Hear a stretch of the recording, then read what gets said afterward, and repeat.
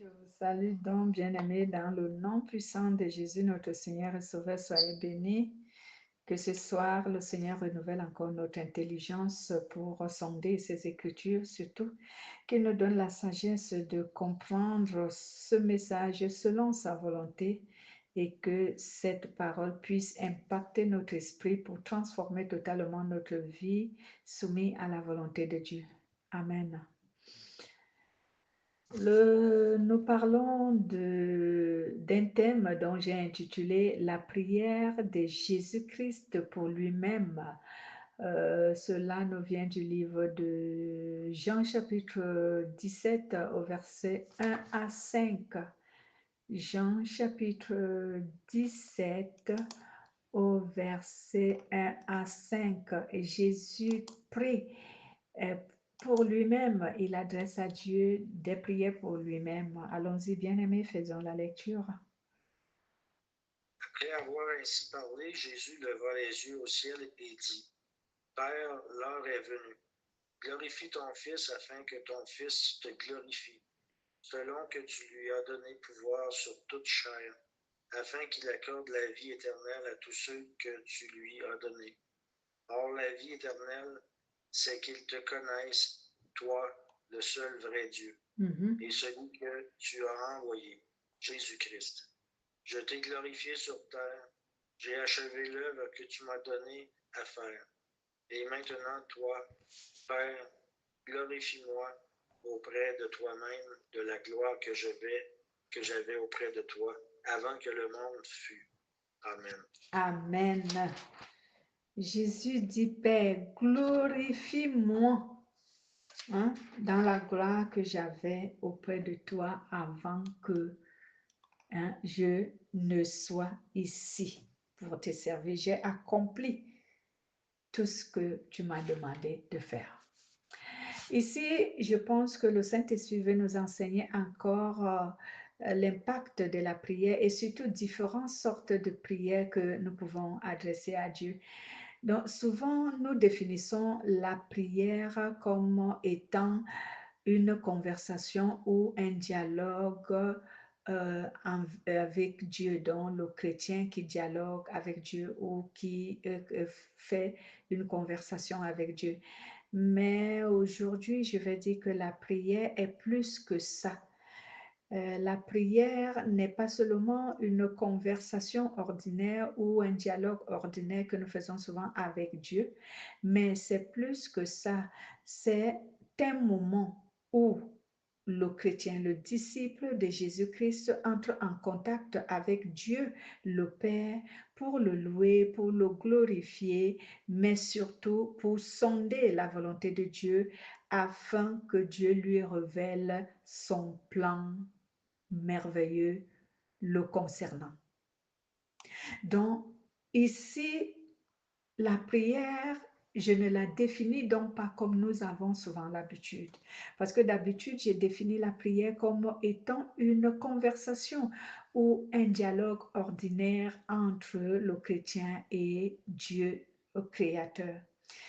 Mais aujourd'hui, le Saint-Esprit m'a appris que la prière ici est un moment où le chrétien entre en contact avec lui, le Saint-Esprit, avec Dieu, le Père, premièrement pour le louer, c'est-à-dire le glorifier, l'élever, le remercier, afin pour lui donner toute la gloire à travers la disposition de son cœur, à travers les paroles qui sortent de sa bouche, à travers les pensées de son cœur, à travers même la grandeur qu'il voit de Dieu, la souveraineté de Dieu qu'il aperçoit parce que quand tu entres en contact avec Dieu, tu peux avoir la grâce d'aller dans d'autres dimensions pour constater ou pour voir la grandeur de Dieu. L'apôtre Paul a dit un jour sur les livres de Corinthiens, il disait, il y a un homme qui fut envahi en esprit, où il était dans sa chair ou en dehors de sa chair, je ne vois pas. Mais cet homme avait été envoyé jusqu'à ce qu'il voyait. Il a dit quoi? Il est allé jusqu'au troisième ciel. Donc, il parlait de lui-même, Paul. Il parlait de lui-même, Paul, comment il a vu Dieu. Comment il a vu Dieu? Il a été glorifié dans sa chair. En étant dans, est-ce qu'il était dans sa chair? Il dit qu'il ne sait pas lui-même. Est-ce qu'il était en dehors de sa chair? Il dit que je ne sais pas si j'étais dans ma chair. Cela se trouve sur Corinthiens, 2 Corinthiens 1, chapitre 12, si je ne me trompe pas. Je commence au premier verset, il dit, s'il faut se glorifier, cela n'est pas bon. J'en viendrai néanmoins à des visions et à des révélations du Seigneur. Je connais un homme en Christ qui, voici 14 ans, était-ce dans son corps? Je ne sais. Était-ce hors de son corps? Je ne sais. Dans le Dieu le sait. Fut ravi jusqu'au troisième ciel. Jusqu'au troisième ciel, quand tu continues à lire, il te dit, et qui il a vu des choses extraordinaires qui n'est pas permis à un être humain de voir. Mais cet homme, dont lui, l'apôtre Paul l'a vu, et quand vous lisez même aussi Ésaïe chapitre 6, même Ésaïe aussi le témoigne quelque part, que un jour il était en pleine conversation avec le Seigneur, il a été ravi en esprit et il a vu le Seigneur assis sur son trône. Il était aussi beau qu'il ne l'a jamais connu. Toujours, je commence au verset 1 et je m'arrêterai peut-être au verset 6. Il dit, l'année de la mort du roi Osias, je vis le Seigneur assis sur un trône très élevé et les pans de sa robe remplissaient le temple.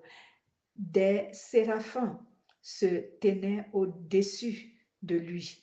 Ils avaient chacun 6 ailes.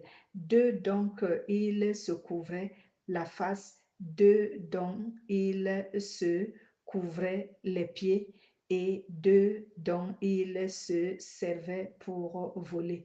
Ils criaient l'un à l'autre et disaient, Saint, Saint, Saint est l'Éternel des armées. Toute la terre est remplie de sa gloire. Les soubassements des seuils frémissaient à la voix de celui qui criait et la maison se remplit de fumée. Alors je dis, malheur à moi, je suis perdu, car je suis un homme dont les lèvres sont impures. J'habite au milieu d'un peuple dont les lèvres sont impures, et mes yeux ont vu le roi, l'Éternel des armées. Mais l'un des séraphins vola vers moi, tenant à sa main une braise qu'il avait pris sur l'autel avec les pincettes. Il en toucha ma bouche et dit, ceci a touché tes lèvres, ta faute est enlevée et ton péché est expié. Vous pouvez continuer plus bas jusqu'au verset 9. Nous voyons donc ici que ces gens-là étaient dans l'extase, ravis par l'Esprit et ils priaient de telle sorte que la prière était intense et plaisait tellement à Dieu qu'ils ont eu la grâce de voir la gloire de Dieu. Donc, la prière ici n'est pas une simple conversation, ni un simple dialogue ordinaire que nous avons l'habitude d'adresser à Dieu, mais c'est plus profond que cela. C'est le moment où le chrétien, quand il se tient, le disciple de Jésus, moi j'adore dire disciple de Jésus, se tient devant le Seigneur pour prier devant le Dieu et Père de notre Seigneur Jésus-Christ. Pour prier, il loue Dieu, il vante les mérites de Dieu, il glorifie Dieu de la belle manière qu'il puisse reconnaître que Dieu est. Et il le fait pourquoi? Afin que Dieu lui révèle son plan le concernant. Parce que Dieu, notre Père, a un plan concernant chacun de nous. Pour que Dieu lui révèle un plan, peut-être concernant l'Église, l'Église locale ou l'Église universelle. Peut-être que Dieu lui révèle un plan concernant le monde. Donc, la prière n'est pas une simple conversation. C'est un moment de toucher Dieu. C'est un moment où nous choisissons de toucher la sensibilité de Dieu, de toucher le cœur de Dieu, pour qu'il nous révèle quelque chose d'important, soit pour nous-mêmes, soit pour l'Église universelle, soit pour le monde, soit pour autre chose, mais en fait pour qu'il nous révèle sa volonté.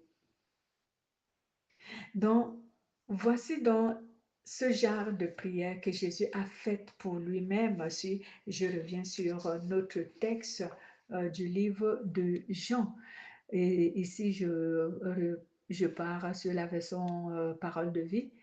Après que Jésus ait dit cela, il leva les yeux vers le ciel et il pria, Père, le moment est arrivé, donne de la gloire à ton Fils pour que ton Fils te donne la gloire. Est-ce que lorsque Jésus dit donne-moi la gloire pour que je te donne la gloire, est-ce qu'il fallait que c'est Dieu qui lui donne d'abord la gloire après Jésus lui donnera? Non, Jésus l'avait déjà glorifié et cela se trouve plus bas. Cela se trouve plus bas parce que dit ici, j'ai accompli tout ce que tu m'as recommandé de faire. Les hommes dont tu m'as donné le pouvoir sur eux, je les ai transmis ta parole, je les ai transmis la vie dont tu m'as donné et je leur prépare pour que cette vie devienne éternelle en eux. Donc, bien-aimés, Jésus veut nous enseigner à travers cette prière. Jésus veut ici nous enseigner que la prière sans obéissance n'a pas d'effet. Et Jésus veut nous enseigner que lorsque nous voulons toucher la sensibilité de Dieu, lorsque nous voulons vraiment que Dieu se révèle à nous, comme j'ai lu l'exemple de l'apôtre Paul, ravi en extase, et qui voit le troisième ciel, comme nous avons lu Ésaïe, lorsque nous voulons arriver à cette dimension, il faut que nous ayons une sainteté approuvée par Dieu qui dégage la connexion entre Dieu et nous. J'aimerais dire entre le Saint-Esprit et nous, afin que Dieu puisse se glorifier, soit en nous révélant les choses que nous ne connaissions pas, soit en se glorifiant dans notre vie de la manière qu'il le veut. Et Jésus, lui, ici, il a dit que glorifie-moi, parce qu'il a précisé de quelle gloire il voulait, hein, Jésus. Il a dit, au verset 5, il a dit, maintenant, Père, donne-moi cette gloire que j'avais auprès de toi avant que le monde n'existe. Jésus a précisé la gloire qu'il voulait que le Père manifeste après qu'il ait fait quoi? Après qu'il ait glorifié son Père. Et à travers quoi? Et comment a-t-il glorifié son Père? À travers son obéissance. Quelque part dans le livre de Jean, j'ai souvent lu, où Jésus dit que moi, j'obéis souvent, il parlait de lui. Jésus dit, lui, il obéit toujours à ce que son Père lui dit. Donc, il accomplit toujours la parole de son Père.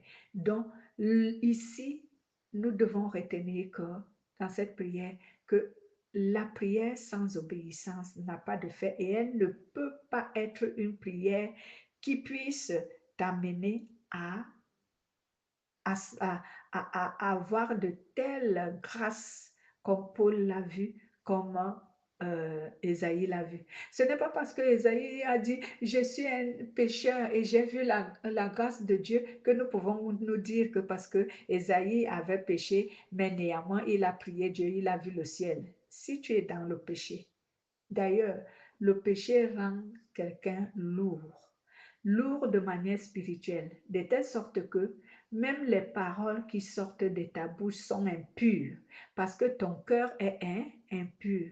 Donc, si les paroles qui sortent de ta bouche sont impures, comment le Saint-Esprit peut-il te ravir en esprit pour te faire connaître les choses cachées ou pour te permettre de recevoir un message de la volonté de Dieu? Comment? Le péché est une barrière entre Dieu et les hommes.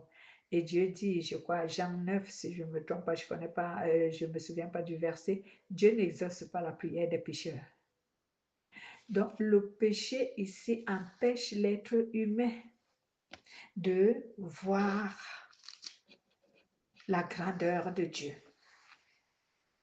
Et étant dans le péché, nos prières ne peuvent pas glorifier Dieu. Je suis désolée, nos prières ne peuvent pas glorifier Dieu. Lorsque tu es dans le péché et tu pries Dieu, souvent tes prières sonnent dans les oreilles de Dieu comme une cacophonie.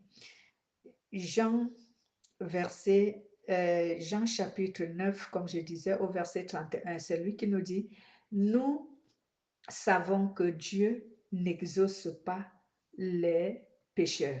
Mais si quelqu'un honore Dieu et fait sa volonté, cela, il l'exauce.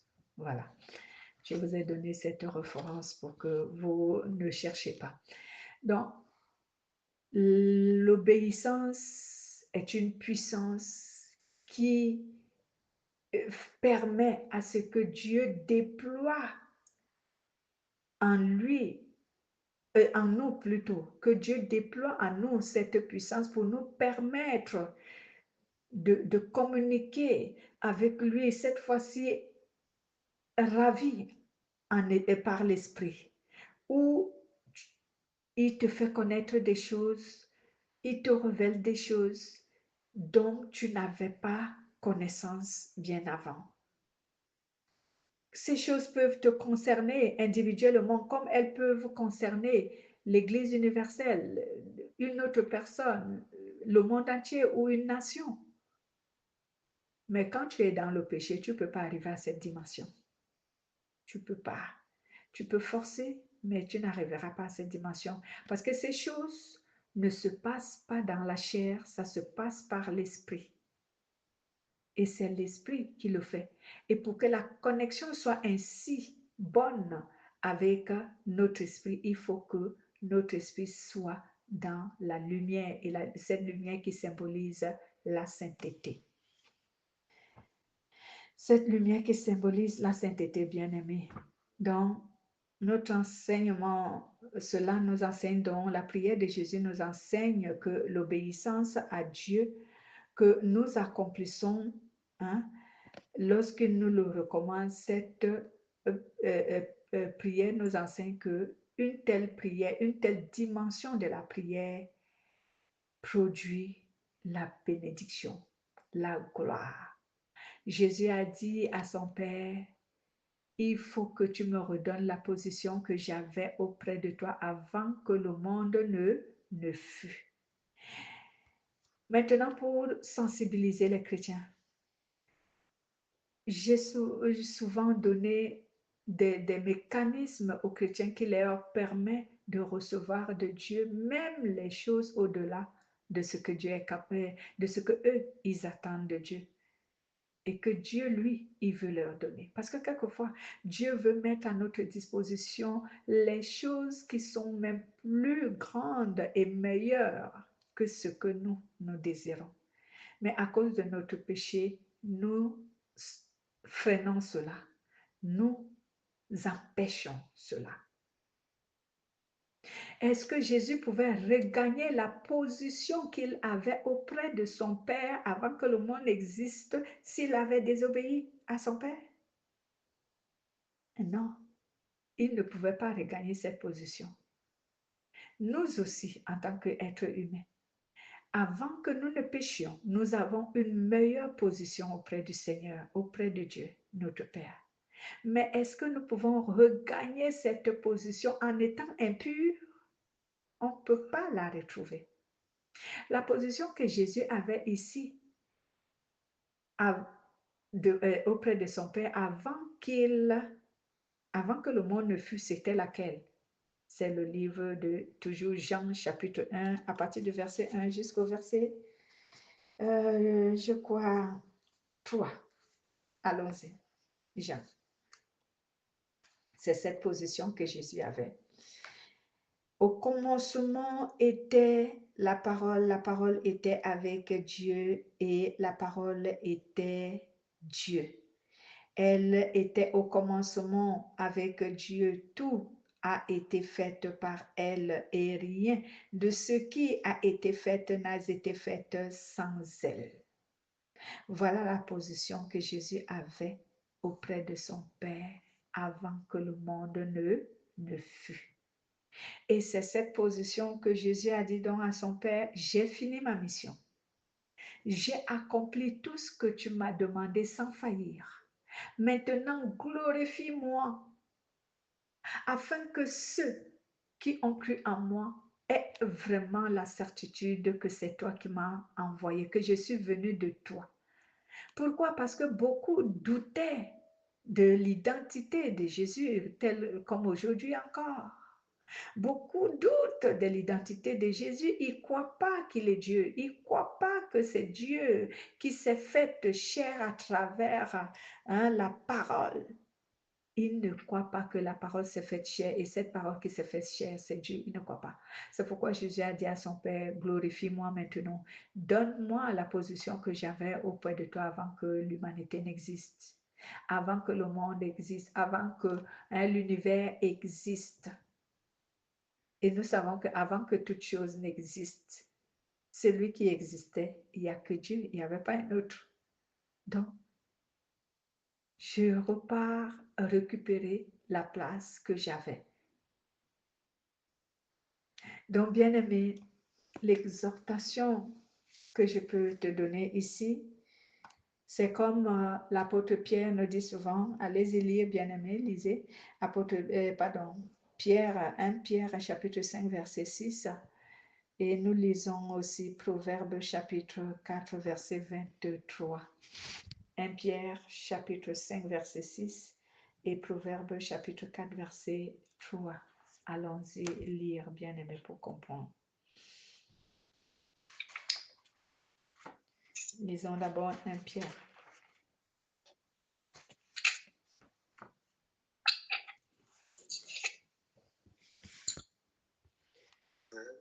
Humiliez-vous donc sous la puissante main de Dieu afin qu'il vous élève au temps convenable. Amen. Humiliez-vous donc sous la puissante main de Dieu. Laissez-moi un peu voir la version Parole de vie, quel est son français qu'il a écrit. 1 Pierre, chapitre 5, au verset 6, la parole nous dit ceci. Faites-vous petits sous la main puissante de Dieu pour qu'il vous honore quand le moment sera venu. Alléluia. Merci beaucoup, Jésus. Voici donc l'obéissance est le fait de s'humilier sous la main puissante de Dieu. Lorsque tu es soumis à Dieu, comme Jésus l'a été durant son ministère, durant sa vie sur la terre, il a été humble, lui, avec la nature de Dieu, mais il n'a pas, comme dit le livre de Philippiens, il n'a pas tenté en aucun jour de se passer pour Dieu, mais il est resté humble, il est resté soumis, il est resté obéissant, docile, agréable, fidèle, intègre à Dieu, afin que le Père ait toute la gloire qu'il faut à travers sa mission. Et Dieu l'a honoré, Dieu l'a glorifié. Nous, lorsque nous allons progresser dans Jean chapitre 7, vous allez voir comment Dieu glorifie le Seigneur. Lorsque nous allons parcourir ce livre de Jean jusqu'au dernier chapitre, vous allez voir que Dieu a glorifié Jésus parce que Jésus, la vie de Jésus, que je vous dise quelque chose, la vie de Jésus n'était qu'un exemple pour ceux qui croiront en lui. Qu'on doit suivre cet exemple si nous voulons vraiment que Dieu accomplisse sa plénitude dans nos vies aussi, à nous. Parce que si nous disons croire en Jésus, c'est que nous sommes semblables à Jésus. Et lui-même dit que vous êtes mes frères, vous êtes mes sœurs. Donc si nous copions, imitons la vie de Jésus et que nous faisons tout ce qu'il nous a recommandé à travers sa parole, alors le Père aussi se glorifie en nous, de la même manière qu'il s'est glorifié à Jésus. Il va se glorifier en restaurant notre vie, en mettant à notre disposition même ce que nous ne lui avons pas demandé. Même ce que nous ne lui avons pas demandé, il va mettre cela à notre disposition s'il juge que cela est important, s'il juge que cela est nécessaire. Il va mettre cela à notre disposition. Et afin que quoi? Afin que ceux qui nous voient croire en lui puissent eux aussi le glorifier. Parce que Jésus l'a précisé. Je retourne sur Jean. Jésus a dit que le Père doit le glorifier afin que ceux donc, retournons sur Jean, chapitre 17, c'est à, à partir du verset 3, il dit, et la vie pour toujours, c'est te connaître, toi, le seul vrai Dieu, et connaître celui et connaître celui que tu as envoyé, Jésus-Christ. Oh ben, attends, je commence au verset 2. Tu lui as donné le pouvoir sur les hommes. Alors il donnera la vie pour toujours à tout ce que tu lui as donné. Et la vie pour toujours, c'est de te connaître, toi, le seul vrai Dieu, et connaître celui que tu as envoyé, Jésus-Christ. Je t'ai donné de la gloire sur la terre et j'ai fini j'ai fini tout ce que tu m'as donné à faire. Maintenant, glorifie-moi comme j'étais autrefois auprès de toi. Donc, Jésus dit ici que il faut que le Père le glorifie devant tout ce donc il a pu amener à Dieu, afin que ces gens-là croient vraiment qu'il a été envoyé par Dieu. Comme je le disais dans mon introduction, parce que beaucoup d'autres personnes avaient des doutes sur l'identité de Jésus. Beaucoup ne croyaient pas qu'il était Dieu.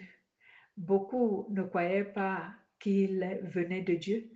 Et surtout, les grands prêtres, les pharisiens et tout, ils ne croyaient pas que Jésus venait de Dieu. Ils le traitaient comme un imposteur et faisaient en sorte que ceux qui les écoutaient croient que Jésus est un imposteur et qu'il n'était pas venu de la part de Dieu. Mais Jésus disait que Dieu doit le glorifier afin que ceux qui le voient sachent et aient la certitude qu'il est venu de la part de Dieu.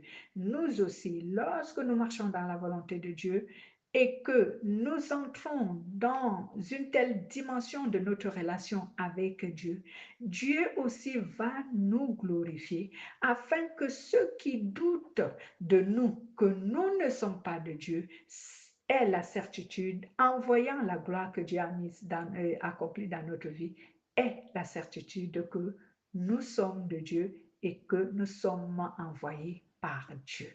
Voilà notre enseignement de ce soir, bien-aimés. Est-ce que nous avons des questions à cela? Non, c'est bon. Voilà. Il nous faut donc retenir que la prière sans obéissance n'est pas puissante et elle ne touche pas Dieu.